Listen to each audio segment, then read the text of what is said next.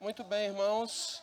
Convido os irmãos a tomarem seus lugares para nós começarmos a nossa aula de escola dominical da sala dos adultos. Tá? Eu quero começar recolhendo pedidos de oração dos irmãos para a gente colocar ali para que a sala possa orar. Certo? Irmãos, então eu quero abrir oportunidade para os irmãos se manifestarem e compartilharem conosco pedidos ou agradecimentos que vocês tenham, tá? Um de cada vez. Opa, Charbel, diga, eu vou levar o microfone aqui. Vermelho.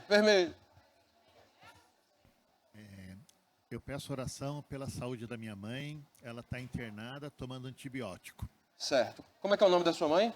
Hasna. Uau, preciso que soletre para mim. Então, Hasna, H-A-S-N-A. Perfeito, ok. Mais pedidos de oração, agradecimentos? Clotilde.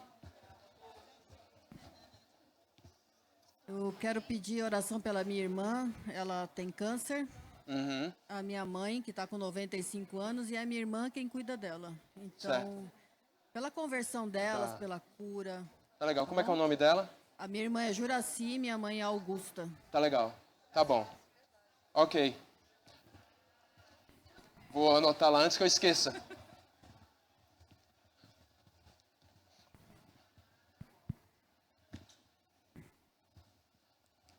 Charbel, fiscaliza se eu vou escrever direito aqui. É N-A. Hasna, aí tem também Juraci e Augusta, que são as irmãs da Clotilde. Quem mais? Você quer falar alguma coisa, Ricão? Então o Henrique vai levar o microfone para quem precisar.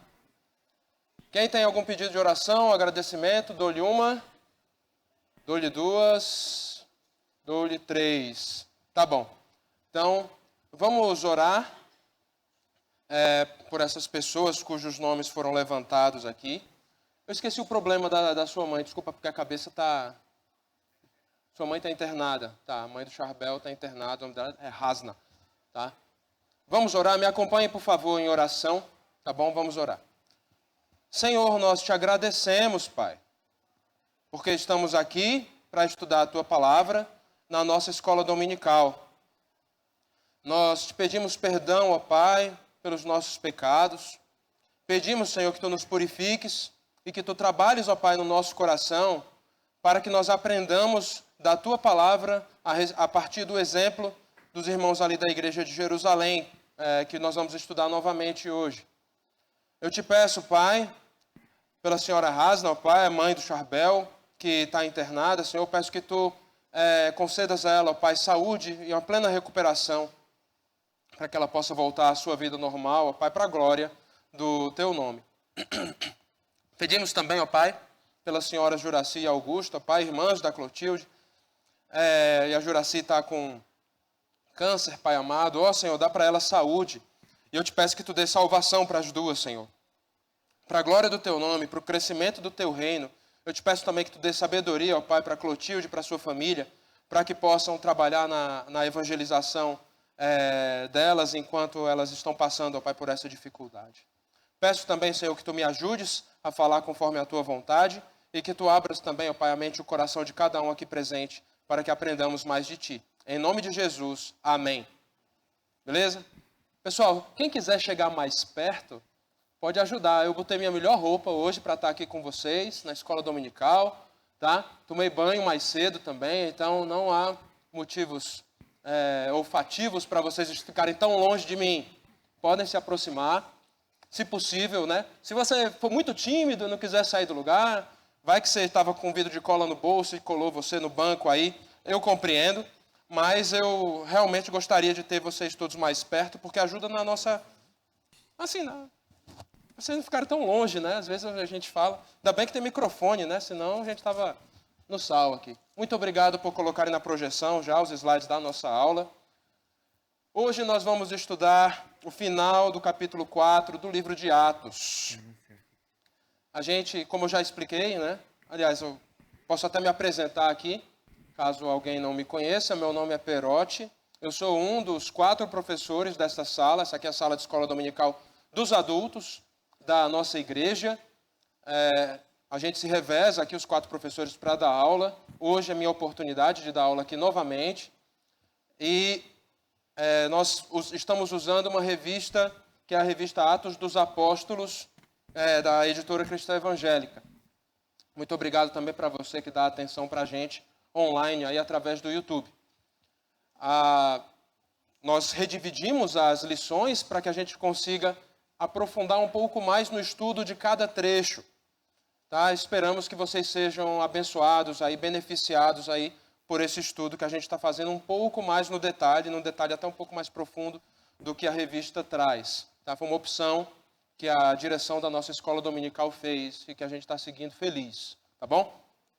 Tá? Essa aula é uma sequência da aula passada, que por coincidência fui também eu que dei 2 semanas atrás.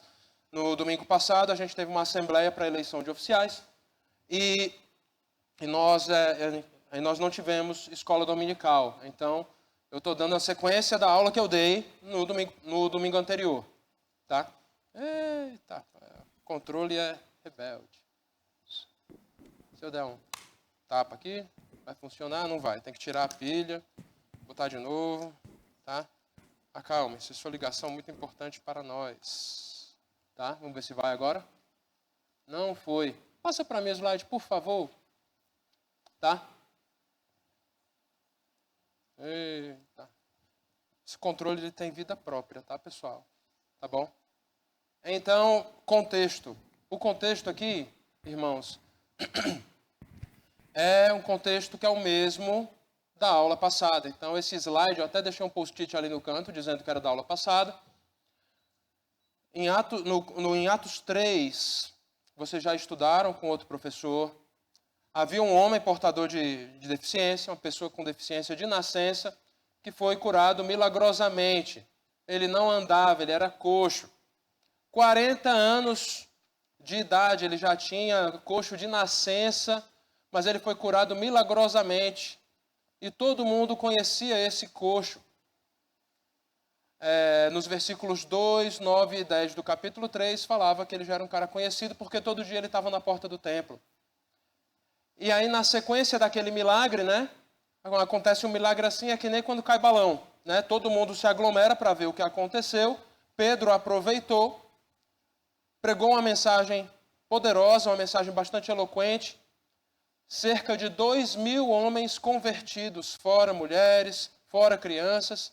Essa conversão foi descrita lá em Atos 2:41 e também no capítulo 4, versículo 4. Vamos em frente, dá mais um toque. Por conta disso, a perseguição à igreja de Jerusalém pegou. E a gente falou sobre perseguição, sobre ser igreja em meio à perseguição, na aula passada. Nos versículos 1 a 4 do capítulo 4, é descrita a prisão de Pedro e João. Mesmo eles estando pregando para um monte de gente, chegou a polícia, rendeu eles e prendeu eles. Eles foram presos. E eles foram, no dia seguinte à sua prisão, foram interrogados. A gente estudou isso tudo na aula passada. Perotti, eu não vim, está gravado no YouTube da igreja. Pode olhar lá, aí você faz a revisão. Então eles foram interrogados pelo Sinédrio, e como não havia razão suficiente para prendê-los, especialmente porque por conta do milagre que eles tinham realizado, eles estavam muito populares. Os apóstolos que tinham realizado aquele milagre estavam, e toda a igreja, estavam contando com a simpatia do povo. Né? Não ia dar certo ali para o Sinédrio prender os apóstolos, ou mantê-los presos, ou condená-los a uma execução, seja lá o que fosse. Não ia dar certo, então eles discutiram o que fazer. Então eles resolveram soltar os apóstolos, mas adverti-los para que não pregassem mais. Então eles foram soltos. Assim que Pedro e João foram soltos, eles procuraram a igreja que estava orando por eles, ficaram muito felizes que eles haviam sido soltos. E aí o que é que a igreja fez? A igreja orou pedindo por coragem, por intrepidez, como aparece na tradução Revista Atualizada, pedindo por coragem para pregar a palavra de Deus mesmo em meio à perseguição. Perseguição à igreja não é algo que acontecia somente naquela época, mas acontece até hoje em muitos países. Aqui no Brasil quase não tem perseguição, tá? Mas em outros países isso é muito forte. E aí eu mostrei para vocês um mapinha dos países top 50 de perseguição conforme a missão Portas Abertas, que faz esse levantamento e essa atualização anual sobre o nível de perseguição aos cristãos nos diferentes lugares do mundo. E se você quer orar pela igreja perseguida, os materiais que tem no site da Portas Abertas, portasabertas.org, ou se você quer orar por... Você quer motivo para oração, cara? Você pesquisa aí no Google que você acha pra caramba. Mas no site da igreja, da Missão Portas Abertas, você já tem bastante material para te ajudar a orar pela igreja perseguida. Tá bom? Continuando. Mais um, por favor. Ih, esse está oculto. Pula, por favor. Eu não vou falar desse agora, não. Pula, por favor. Mas esse, próximo. Obrigado. Valeu. Então, será que alguém consegue salvar o controle aqui? O controle tá morto. Obrigado, viu, Delson? Valeu. Então, o Wagner veio salvar aqui o controle. O controle ele é temperamental, tá, pessoal? De vez em quando ele resolve não funcionar e geralmente é na minha mão. Então, em todas as aulas que eu tenho a oportunidade de dar aqui, eu costumo mostrar um panorama da história de Atos, né? E onde nós estamos, tá?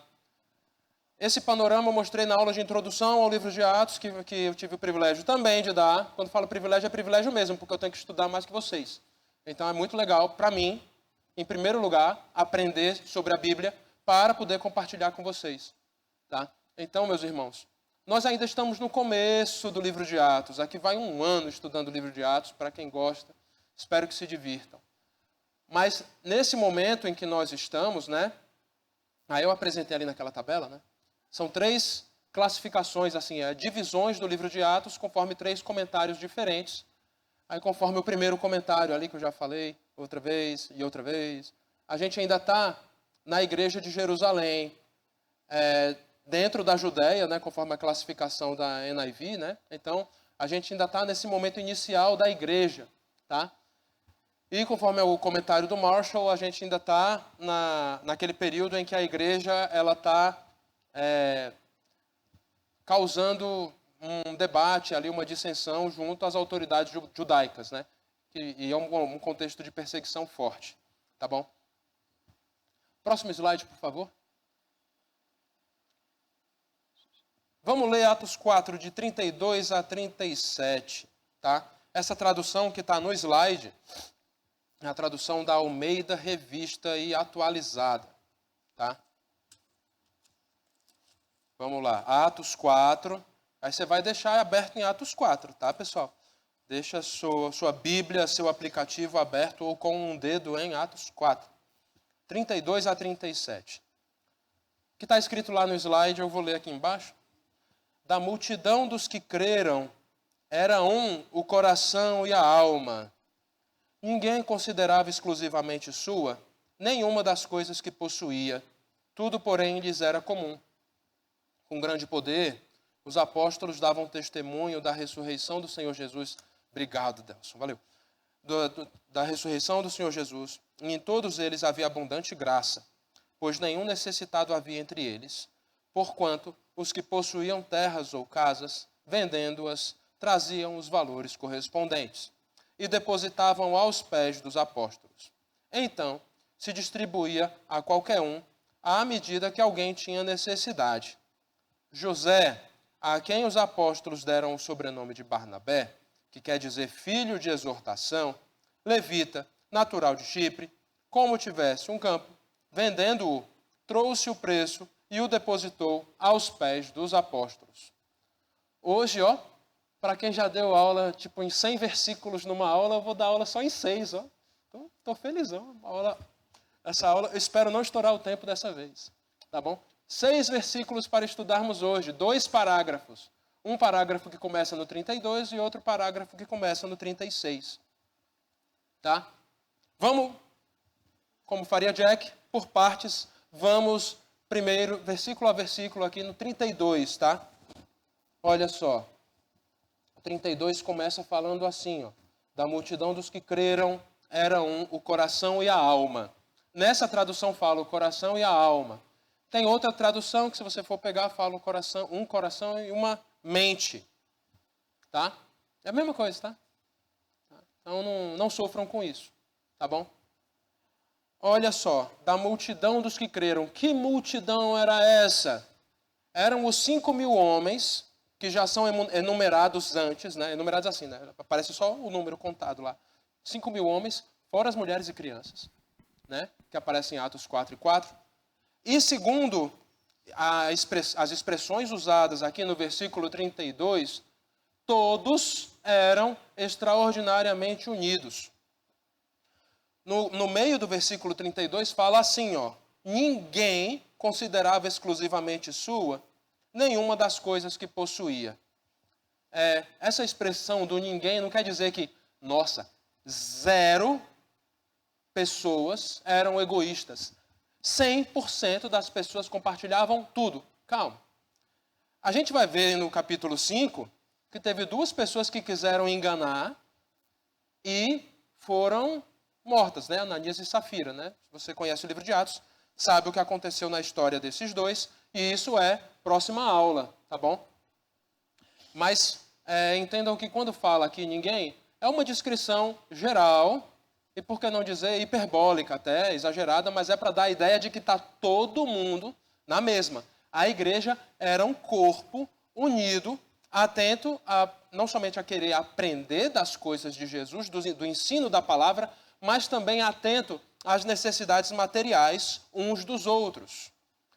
Essa expressão acima, que eu coloco no segundo ponto aqui, eu estou falando de um só coração e uma só alma. Ela é uma expressão de origem hebraica.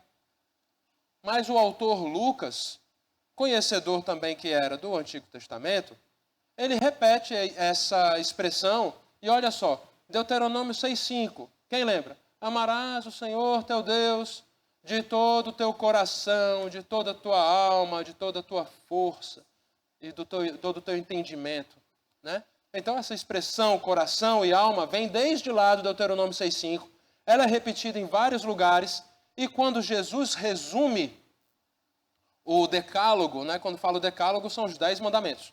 Quando Jesus resume os 10 mandamentos, ele usa essa expressão: amarás o Senhor teu Deus de todo o teu coração, de toda a tua alma, de todo o teu entendimento. E amarás o teu próximo como a ti mesmo. Então, coração e alma é uma expressão que é repetida do Velho Testamento e repetida de Jesus. Não é uma expressão criada aqui. Percebam a conexão. Então, a igreja ali de Jerusalém, no começo, cumpria essa questão do amar de todo o coração, de toda a sua alma, de verdade. Eles amavam para valer, tá? E um dos resultados desse amor tão grande que eles tinham uns pelos outros é que eles espontaneamente e voluntariamente compartilhavam suas posses, segundo a necessidade que havia das pessoas que estavam ali. Tá? Então, tem fulano precisando de alguma coisa. Eu tenho aqui, posso ajudar. Entregava para os apóstolos e os apóstolos gerenciavam. Tá? Qual é o princípio bíblico? O princípio bíblico aqui, ele segue, por exemplo, Deuteronômio 15:4. Deuteronômio 15, ali no começo, eu podia até ler ali, mas não preciso, tá? Segura a onda. Havia um esquema legal, porque assim, a lei que regia o povo de Israel era a mesma lei religiosa, tá? A lei religiosa, a lei civil, a lei moral está toda enunciada ali nos 5 primeiros livros da Bíblia. Então havia um aspecto da lei civil que era voltado à redução da pobreza. De 7 em 7 anos, eles perdoavam as dívidas, para que não houvesse, assim, não é que eles perdoavam, eles deveriam perdoar, né, legalmente, e para descumprir a lei. Não é só no Brasil, não, Israel também descumpre, tá? Mas, assim, a lei que foi estabelecida, concebida por Deus, para o povo de Israel, é de que a cada 7 anos, houvesse o perdão das dívidas. E a cada 49 anos, eles desmanchavam os negócios que haviam sido feitos para equilibrar a questão social. Isso era algo que era feito naquela época. Não é o nosso objetivo estudar isso hoje. Mas se você quiser estudar, vai fundo, Deuteronômio 15, pega um comentário bíblico, vai estudar junto, vai tentar entender o que quer dizer aquilo lá. Tá bom? Mas o princípio é o quê? Redução ou eliminação da pobreza. E eles fizeram uma coisa parecida na igreja em Jerusalém. Fizeram algo parecido. O que é que eles faziam? Havia necessidade de alguém? Parecido, mas era diferente, tá? O que é que eles fizeram? Eles criaram um fundo administrado pelos apóstolos, né? É isso que é descrito aqui, mais ou menos, tá? Havia um fundo para ajudar os irmãos, administrado pelos apóstolos, para ajudar as pessoas que tivessem necessidade. Tá? Então era isso que era feito lá. Tá? E esse fundo podia ter aportes, caso tivesse uma necessidade maior, que não fosse coberta. Eu consigo. Nossa, eu tenho um terreno lá não sei aonde, tem um terreno lá no Urbanova, né? Fulano está com necessidade, aí vai passar por um tratamento. Vou vender aquele meu terreno do Urbanova para ajudar a custear o tratamento do fulano.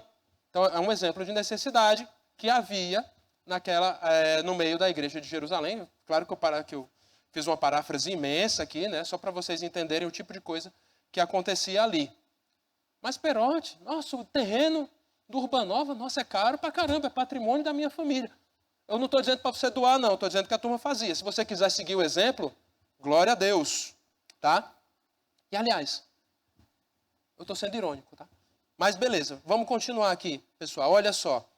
No versículo 36 e 37 que a gente lê, fala que Barnabé fez isso, tá bom? Então, é um exemplo de como nós podemos proceder para eliminar as necessidades dos irmãos no nosso meio. Mas, Perote, isso é muito estranho para mim. Está parecendo uma abordagem meio estranha. Calma. Eu vou chegar lá, tá? E eu vou por partes, eu vou devagar. Vou chegar lá. Eu vou passar esse slide, o próximo, aí eu passo a palavra para a Beth, tá? Quando a gente fala de compartilhamento espontâneo e voluntário de posse segundo a necessidade, que é o que a gente viu no slide anterior aqui, eu vou dar um exemplo para vocês. Aqui na igreja, neste ano, nós começamos um chamado Projeto Repartir. Há algumas famílias na igreja que estão com séria necessidade material. A gente não fica dizendo quem é. E você também não vai perguntar. Obrigado, viu, Henricão? Viu? Você não vai perguntar. Mas você tem condição de contribuir com a assistência desses irmãos. Eu nem sei quem são. A junta sabe. Tá? Para a gente preservar assim, a privacidade das pessoas, a integridade, a dignidade, etc. Vocês entendem o que eu quero dizer, tá? Mas faça uma oferta para a igreja, você não precisa dizer nada. Em vez de você dar R$10, você dá R$10,06. Esses 6 centavos já é um sinal para a nossa tesouraria aprovisionar essa sua oferta dentro de uma conta separada para esse projeto chamado Projeto Repartir, para atender as famílias em necessidade material. Se você tiver em necessidade material, procure um diácono. Tem um diácono? Levanta a mão aí os diáconos. Beleza? O Renan está lá no fundo, tá? É o pastor direto? Obrigado. Então beleza, ó. Procura o pastor Valdenberg. Domingo que vem ele está aí de novo. Pode procurar o pastor se você tiver em séria necessidade. Mas eu preciso porque é urgente. Então, não importa que o pastor esteja de férias, manda o WhatsApp para o pastor, que aí a gente consegue encaminhar a sua situação, tá bom? E nós temos esse projeto, tem um aviso no boletim de hoje sobre esse projeto Repartir. É algo que nós estamos fazendo que se assemelha ao que a igreja de Jerusalém fazia, tá? E para esclarecer mais um ponto, aí eu vou passar a palavra para a Beth, fazer a colocação dela. Entendam que o esquema da igreja de Jerusalém ali não era um esquema imposto. Não era algo que era, nossa, Perote, isso aqui parece comunismo. Não é comunismo, porque não é recurso compartilhado pelo Estado. Não está se falando aqui de eliminação da propriedade privada, por exemplo. Não estamos falando disso. É de você ter os seus bens e você coloca os seus bens a serviço do reino. E muitas vezes colocar os seus bens a serviço do reino significa vendê-lo para transformá-lo em outro recurso para atender uma família. Porque às vezes a outra família precisa de comida. Ela não precisa de teto. Ela já tem um teto, mas ela não tem comida. Então, às vezes você precisa transformar um recurso de uma natureza em outra para atender a necessidade dos outros. Isso, no contexto da igreja de Jerusalém, era resultado da obediência à lei do amor de Deus. A igreja estava sendo obediente e estava agindo conforme entendia no seu coração. E as ofertas eram distribuídas conforme necessidade. Do lado direito do slide, tem uma outra abordagem que várias comunidades, que até mesmo nações adotam, que eu não creio que seja o melhor caminho. Tá? Porque em vez de você espontaneamente demonstrar o amor de Deus, você humanisticamente tenta equilibrar as coisas achando que o homem resolve. Tá? Por isso, eu não estou dando nome aos bois aqui, pessoal, porque eu não preciso. Vocês são espertos. Tá? Mas, por exemplo, posse comum de propriedades. Tá? Não estamos falando disso. Não é transferir o seu patrimônio para a igreja. Não estou falando disso. Não se trata de você obedecer a uma regra comunitária ou uma regra estatal imposta. Isso aqui que a igreja de Jerusalém não fazia, não era nada imposto, mas era algo espontâneo para resolver a necessidade dos irmãos. E não se trata de distribuição igualitária de recursos. Se trata de atender às necessidades das pessoas. Acompanharam? Boa. Beth? É interessante a gente pensar que não é só nós como igreja hoje, né? Não é só o uso de dinheiro e propriedade em si, mas tem muitas coisas que a gente pode fazer que olha para a necessidade do outro, né? Então, no Team 10 a gente tem muita oportunidade de ver isso. Uma vez o Alex Duran me ligou e falou assim, Beth, eu vou dar carona para quem vai para o retiro dos teens. Mas ele não tinha mais filhos indo para o nosso retiro. Mas ele levou pessoas lá no Zion para a gente e depois retornou para levar o filho dele para o retiro dos jovens, né? E essa semana que passou com a situação da minha sogra, da nossa família, a gente nem pensando em comida e, de repente, chega lá, alguém deixou uma torta de frango na portaria, porque sabia que a gente ia chegar tarde, ninguém tinha pensado em comida. Eu lembro do Fregone, que às vezes ele atendia pessoas, não cobrava consulta, mas ele sabia que aquela criança precisava ser atendida. Então, às vezes, a gente tem alguma habilidade ou algo muito prático que a gente pode fazer olhando para a necessidade dos outros, né?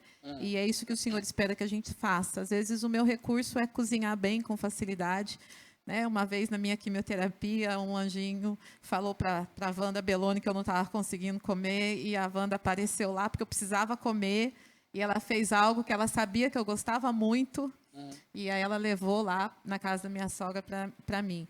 Então, a gente ter uma vida comum é a gente perceber que existem coisas que aquela família, naquele momento, não está tendo condição de pensar naquele detalhe. E você está ao lado, e você pode ir e atender aquela necessidade e voltar para a tua casa, que vai ser algo maravilhoso e vai expressar realmente a vida de amor que o Senhor quer de nós. É muito bom, né? Assim, obrigado, Beth, que também é professora da sala, né? Vocês estão bem de professor, viu, gente? Viu? Mas, pessoal, boa parte das nossas necessidades pode ser resolvida com trabalho. Não necessariamente dinheiro, mas trabalho. É ajuda que muita gente precisa, como a Beth falou. Tá? Procurem conhecer as necessidades dos irmãos, se aproximem. E aí, quando você vê que a igreja de Jerusalém ali, mesmo sendo tão numerosa, era uma igreja que tinha uma convivência íntima, e eles conseguiam conhecer as necessidades uns dos outros, ou essas necessidades passavam ao conhecimento dos apóstolos, que davam destinação de recursos que eram eventualmente necessários, a gente começa a perceber que nós aqui temos um longo caminho a seguir para nos aproximarmos mais da vontade de Deus. Todos nós. Para a gente ter uma facilidade nessa vida comunitária, né, a igreja dispõe de alguns mecanismos, né? Nós temos, por exemplo, um grupo de WhatsApp para você compartilhar seus pedidos de oração. Agora ficou interessante porque você tem uma comunidade de grupos de WhatsApp, é um grupo de grupos, né, que o irmão Afonso conseguiu colocar de pé. E aí você consegue ter acesso a mais contatos dos irmãos e de repente você sabe que determinado irmão pode te ajudar porque ele mora perto de você, você nem tinha o contato dele e agora você tem. Outras coisas que nós podemos fazer, né? Você pode participar de um pequeno grupo. E nos pequenos grupos, com a convivência mais íntima que a gente consegue desenvolver, a gente consegue perceber o que o outro precisa. Às vezes você é meio tímido de contar o que você precisa, você nem compartilhou no grupo de oração aquela sua necessidade, mas no pequeno grupo alguém percebe. E procure desenvolver, a gente tratou isso ontem no nosso pequeno grupo, né? A necessidade de nós desenvolvermos amizades com os quais nós possamos contar e abrir o nosso coração a respeito do que a gente precisa, para que, conforme a nossa necessidade, nós sejamos atendidos pelos outros irmãos da igreja. Ah, mas eu não gosto de dar trabalho, eu tenho vergonha, eu não gosto de ser pesado para ninguém. Estamos aqui para carregar os fardos uns dos outros. Se deixe ajudar também, assim como aqueles irmãos da igreja de Jerusalém se ajudavam e se deixavam ajudar. Tá? Eu vou passar de fase aqui. Tá? No versículo 33 de Atos 4, fala assim: com grande poder os apóstolos davam testemunho da ressurreição do Senhor Jesus, e em todos eles havia abundante graça. Não se trata somente de atender necessidades materiais, mas as necessidades espirituais também são importantes. Aliás, elas são até mais importantes, eu diria, porque elas contribuem para te levar para a vida eterna, você perceber isso e você suprir essas necessidades. E quando fala poder aqui, a interpretação mais comum dessa palavra poder era o que eles tinham pedido antes, né? Coragem, intrepidez para pregar a palavra e tendo para isso plenitude do Espírito Santo. Então essa é a interpretação do poder aqui que é falado. E quando a gente fala de testemunho aqui no versículo 33, é uma pregação que os apóstolos faziam com foco na ressurreição de Jesus. Era um tema muito importante para eles ali, porque Jesus havia acabado de ressurgir e Jesus não se manifestou abertamente para todo mundo. Ele escolheu determinados grupos para os quais ele se manifestaria nos dias em que ele esteve aqui na terra após a sua ressurreição. E esse testemunho precisava ser compartilhado com todos. Então o foco da mensagem dos apóstolos na ressurreição, naquela época, era muito justificado. E hoje em dia, também, as pessoas falam naturalmente da morte de Jesus, que é um fato histórico, mas muitos duvidam da ressurreição de Jesus. Precisamos testemunhar também e falar de que Jesus morreu e também ressuscitou. Isso precisa ser compartilhado, porque esse Senhor que ressuscitou, ele subiu aos céus, ele não permaneceu morto, mas ele ressuscitou. E se hoje você é salvo, você é vivo, e você inclusive está aqui, é porque o Senhor Jesus Cristo está vivo e mandou o Espírito Santo no seu lugar para morar dentro de você que é crente. Então a ressurreição faz parte desse processo de vida da igreja, e é para isso que a gente quer convidar outras pessoas, para que vivam esse processo de vida da igreja conosco e sejam salvas e possam desfrutar da vida eterna também. Terceiro ponto, quando fala de abundante graça, tem um contexto, uma interpretação mais geral do que quer dizer a palavra graça aqui, nesse versículo. Alguns têm uma interpretação mais genérica, que falando que Deus tem abençoava a igreja de Jerusalém bastante. Então era essa a ideia, uma ideia mais geral dessa interpretação. Mas a interpretação mais aceita pelos comentaristas é de que a igreja continuava contando com a simpatia do povo. Essa simpatia do povo, ela faz parte da descrição da igreja de Jerusalém, ali em Atos 2, de 42 a 47, quando a igreja tinha só 2.000 pessoas, e agora 2.000 homens, e agora a igreja já tinha 5.000 homens. E essa abundante graça, os comentaristas falam que é a mesma coisa da simpatia do povo ali. O povo ainda gostava. Não tinha ainda explodido de verdade uma perseguição contra a igreja de Jerusalém. Então ela desfrutava ainda da graça do povo, da simpatia do povo. É isso que provavelmente Lucas queria falar aqui. Tá? Aí agora, passando do versículo 33, a gente está indo para o 34 e 35 de uma tacada só.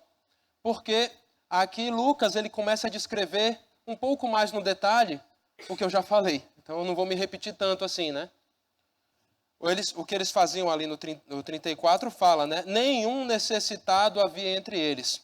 Eu acredito que aqui nesse caso esse nenhum é literal. Quando falava que ninguém considerava exclusivamente sua nenhuma das coisas que possuía, talvez fosse um ninguém mais genérico. Mas quando fala que nenhum necessitado havia, é plenamente possível que não houvesse nenhum necessitado mesmo. Porque se houvesse um esquema eficaz de distribuição dos recursos conforme necessidade, ou das assistências, como a Beth falou, dava para, assim, se combinar direitinho, todo mundo sai feliz. E é isso que acontecia.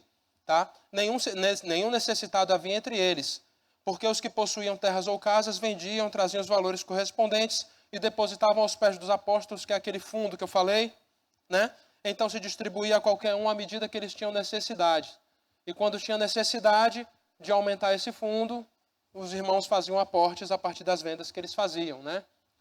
E esse trabalho foi aumentando. Imagina uma igreja de 5.000 pessoas sendo atendidas por 11 apóstolos que estavam ali trabalhando, 11 ou 12 apóstolos trabalhando ali para garantir que os recursos fossem bem divididos. Era trabalho pra caramba. Mas possível. Porém, a igreja continuou crescendo. E aí em Atos, capítulo 6, os apóstolos deram batente e falaram, a gente precisa pregar também. A gente está correndo atrás aqui de atender a mesa dos irmãos, né, os irmãos que estavam com fome. Então a gente precisa dos diáconos. Precisamos instituir pessoas que trabalhem, né? E a palavra diácono quer dizer servo, né? Então, os servos que foram destacados para fazer essa função de assistência social eram uma lista de 6 irmãos que aparece ali em Atos capítulo 6. Um deles era Estevão, né? Então, o pessoal fala até que a primeira menção de Coríntios ali em Atos capítulo 6, porque tinha um que era Nicanor, Prócoro, aí tinha um que era Timão, né?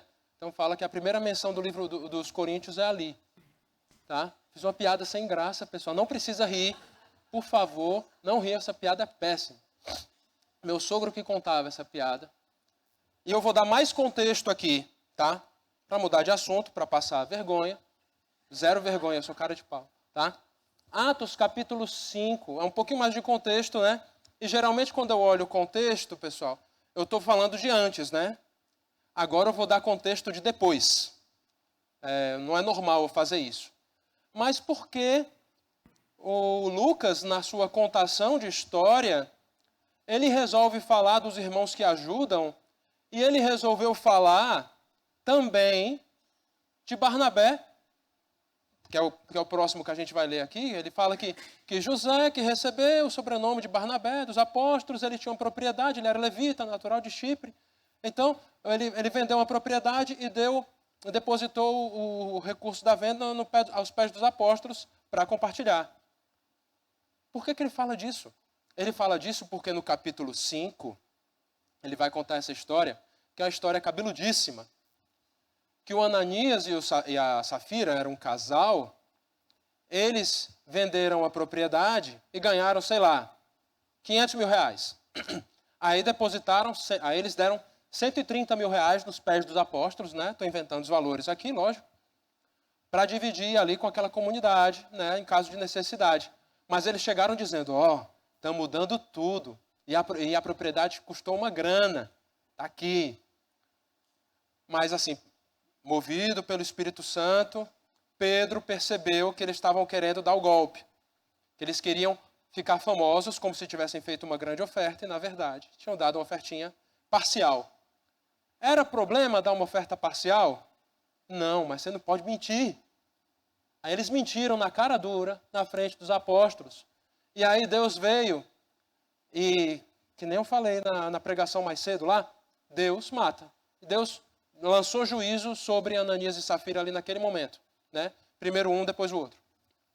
Então, Lucas está preparando o leitor para que eles entendam a gravidade do pecado de Ananias e Safira. Entendeu por que a história está sendo contada nessa sequência? É bom, né? Porque senão você fica achando que é só essa história. Mas, na verdade, ele conta na sequência de uma anterior e está preparando para contar a próxima. Tá? Isso é a próxima aula, tá? Aí ele começa a falar no versículo 33 sobre Barnabé, né? Eu vou ler o 36 aqui. José, a quem os apóstolos deram o sobrenome de Barnabé, que quer dizer filho de exortação, levita, natural de Chipre, né? Tem até uma música, né, que o coral dos Bengalinhas cantava, né? Que é o coral de homens, né? Desculpa, pessoal. Vamos lá. Era assim, ó. Que era assim, ó. Era seu nome Barnabé, é a letra da música, né? Era seu nome Barnabé, natural de Chipre, também chamado de José das Consolações. Consolação, exortação são sinônimos, tá? Aí, homem bom e piedoso, aí começa a falar um pouco das virtudes do Barnabé, né? É uma canção com efeito didático, para a gente aprender com o exemplo de Barnabé, né? Eu falo efeito didático porque não é uma canção falando diretamente de Deus. A canção fala diretamente de Barnabé. Então, eu acho que cada música tem o seu devido lugar em cada momento do culto e fora do culto. Preciso falar mais. Beleza. Onde é que fica Chipre? Gente, é possível que haja bastante gente aqui que nunca se preocupou em pesquisar onde fica Chipre, tá? Tem duas ilhas grandes aqui no mar Mediterrâneo, ao sul da Grécia e da Turquia. Nossa, será que vai pegar o laser? O laser não vai pegar não. Tá, então beleza. Do lado esquerdo, você tem uma ilha grande, comprida, que é a ilha de Creta, tá? Essa ilha de Creta, que até tem um carro hoje em dia que chama Hyundai Creta, esse nome é inspirado nessa ilha de Creta, que hoje pertence à Grécia, tá? Então, hoje essa ilha faz parte da Grécia, é uma ilha grande, tá? E para o lado direito do mapa, mais a leste, perto da Palestina, ao sul da Turquia, tem uma outra ilha grande chamada Chipre. Chipre é um país independente hoje.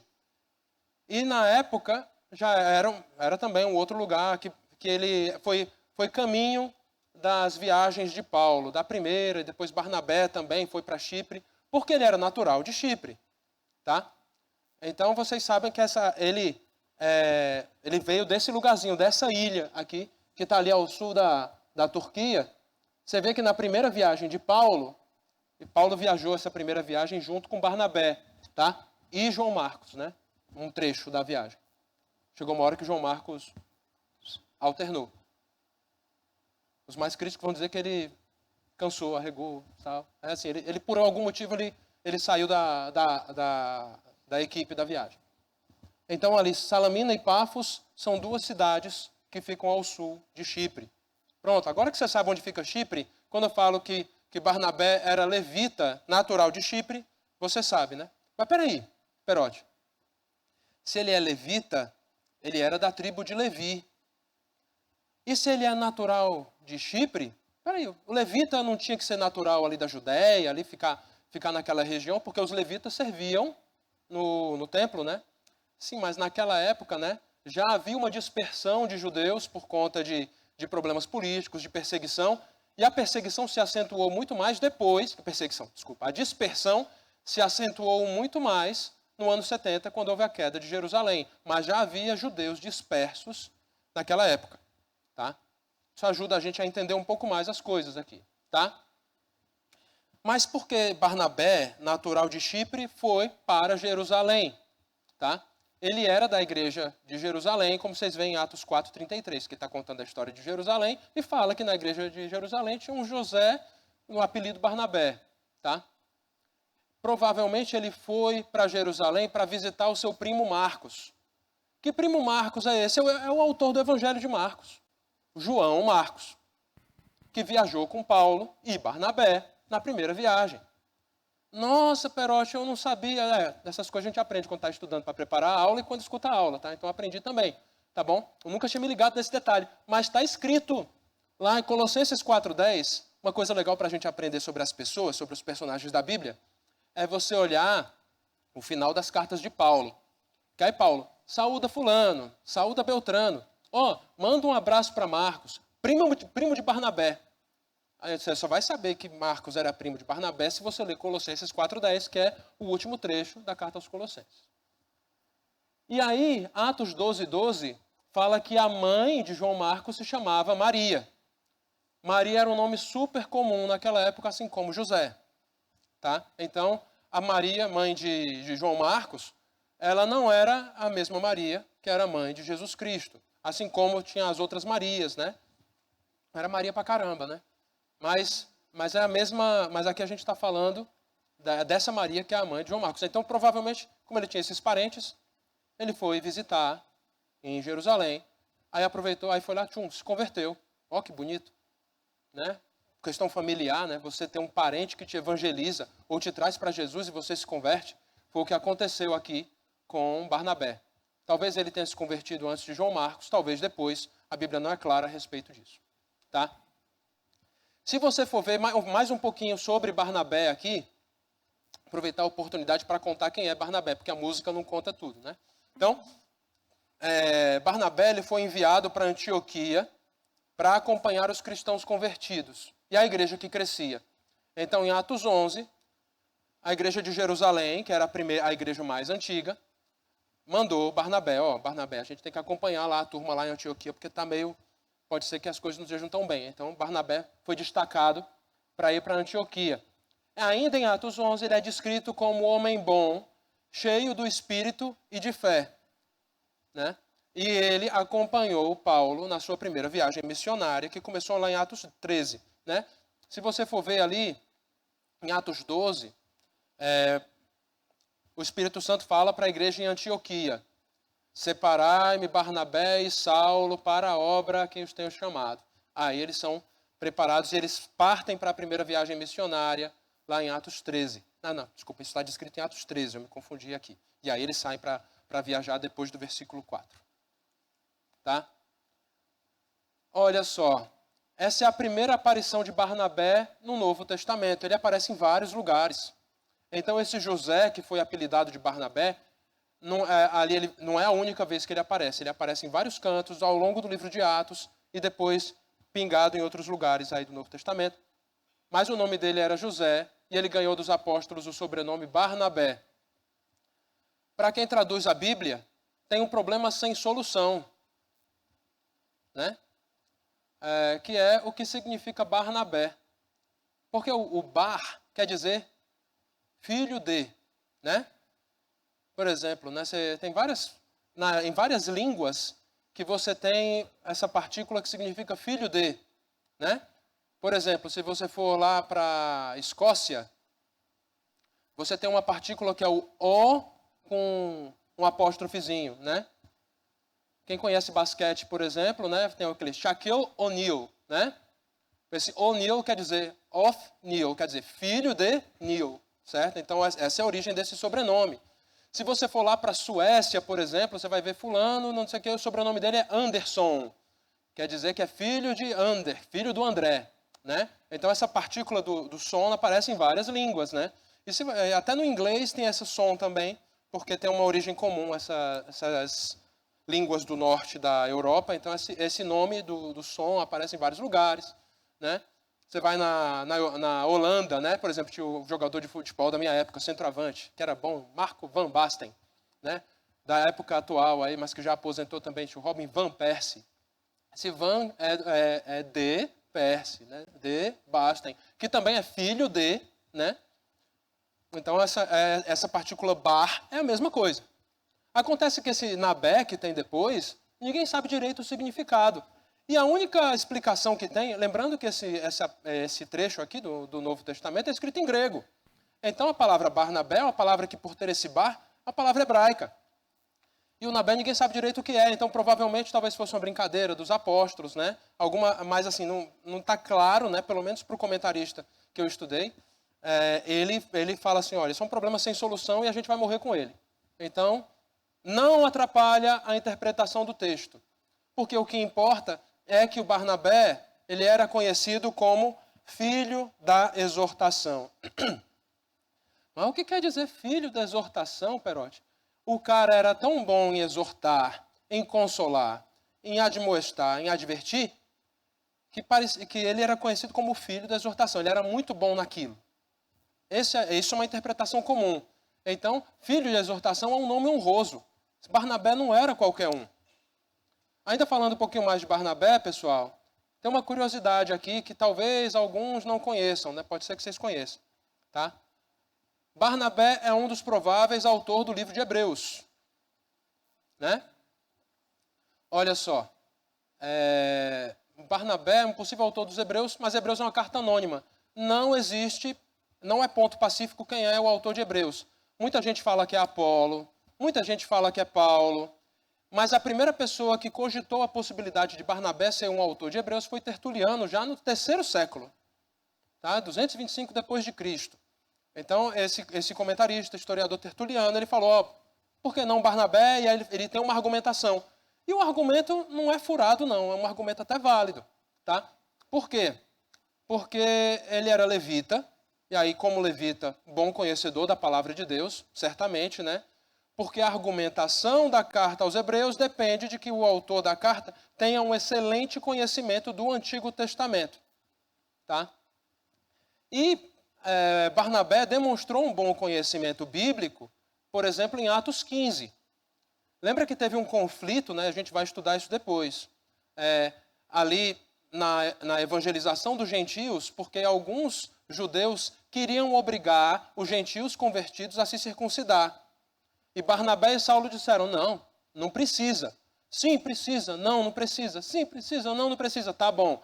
Vamos levar a discussão para a igreja de Jerusalém. E quem era o pastor da igreja de Jerusalém na época era o Tiago. E aí Tiago conduziu a discussão, que é o chamado Concílio de Jerusalém, que chegou num parecer lá em Atos 15, qualquer coisa, a gente vai estudar lá, dizendo o que é que faz. Não precisa circuncidar, mas tem que se manter santo. Tá? E a epístola aos Hebreus, ela termina com uma possível assinatura velada, porque em Hebreus 13, 22, meio fora de contexto, o autor fala essa palavra de exortação. Então, essa palavra de exortação, como está escrita, remete ao filho da exortação, que é apontado em Atos 4,36. Né? Será que Barnabé mandou esse recurso, botou esse easter egg lá no final da carta aos Hebreus? Né? Impressionante, né? Será? Né? Não preciso debater demais isso é um problema para teólogo, seminarista. Eu não sou nenhum dos dois. Tá? Vamos lá, continuando. Tem um outro problema, né? Muito menor que o problema do Barnabé, o nome do Barnabé. Tá? Mas não é permitido, olha que problema interessante, um levita ter propriedades. Se você for lá em Números 18, 20, e essa mensagem é repetida em Deuteronômio 10, 9, Números 18, 20, disse também o Senhor a Arão. Arão era primeiro sacerdote, é o grande levita, tá? Disse também o Senhor a Arão, na sua terra herança nenhuma terás, e no meio deles nenhuma porção terás. Eu sou a tua porção e a tua herança no meio dos filhos de Israel. Por quê? O que ia acontecer ali? Ia acontecer um loteamento da terra prometida por tribo. Então, cada tribo lá, por exemplo, Efraim pegou um território grande no norte. Aí você tinha as outras tribos, todas as 12 tribos ganhando território, né? É porque Efraim ganhou território, Manassés ganhou território, né? Esses dois eram filhos de José. Então, assim, são duas meias tribos. Então, quando você faz a conta, é tipo como se fosse 13, tá? Mas vira 12, porque Levi não ganhou território nenhum. Qual era o território de Levi? Da tribo de Levi? Servir no templo. Então, o território de Levi, assim, geograficamente, é nada. Para Levi se sustentar, dependia das ofertas sacrificiais do povo. Tá? Então, esse era o sustento, dependia das ofertas lá para o povo se sustentar. Mas Barnabé, ele não era um levita que servia no templo. Por algum motivo, ele estava na dispersão. Ele estava fora da terra prometida, já estava em outros lugares. E não se sabe se o levita da dispersão cumpria isso, porque, olha só, olha o começo do Números 18, 20. Disse também o Senhor a Arão, na sua terra, manjou, ele não estava na terra, né? Nossa, Perote, que gambiarra, né? Desculpa, estou interpretando. Mas uma possibilidade é assim, ó.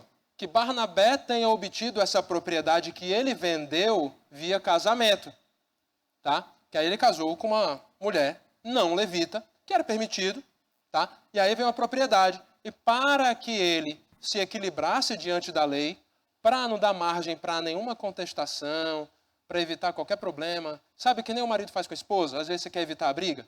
Então Barnabé fez a mesma coisa, falou, olha, então adquiri essa propriedade, vou vendê-la e vou depositar a oferta aos pés dos apóstolos, porque eu, como cristão, não preciso fazer isso no templo. Então, ele vendeu, se enquadrou no mandamento e, de quebra, ajudou a igreja. É provável que tenha sido esse caminho. Provável. Só para saber, só chegando no céu, perguntando, Barnabé, explica para mim. Aí ele vai explicar, tá? Se você tiver tempo, faça isso. Ah, vai ter tempo pra caramba, você vai ter a eternidade toda, tá? Estamos acabando a aula, olha só. E aí vou reforçar alguns pontos, tá, importantes que a gente estudou hoje, tá? Os irmãos da igreja de Jerusalém dividiam o que tinham de acordo com a necessidade dos irmãos. Você sabe que tem alguém precisando? Ajude. Ou viabilize a ajuda. Tá? E Barnabé, que era um homem exemplar, ele é citado como exemplo em vários trechos da Bíblia. Ele fez isso, ele deu o exemplo. E Lucas, como historiador que escreveu o livro de Atos, ele trouxe essa história para nós. A gente tem que seguir o exemplo de Barnabé. E nós temos a oportunidade de servir com o que temos e o que somos. O que temos é o seu patrimônio, é o seu dinheiro, é o seu salário. Mas, Perote, eu já dou 10% para a igreja. Bom começo, bom começo.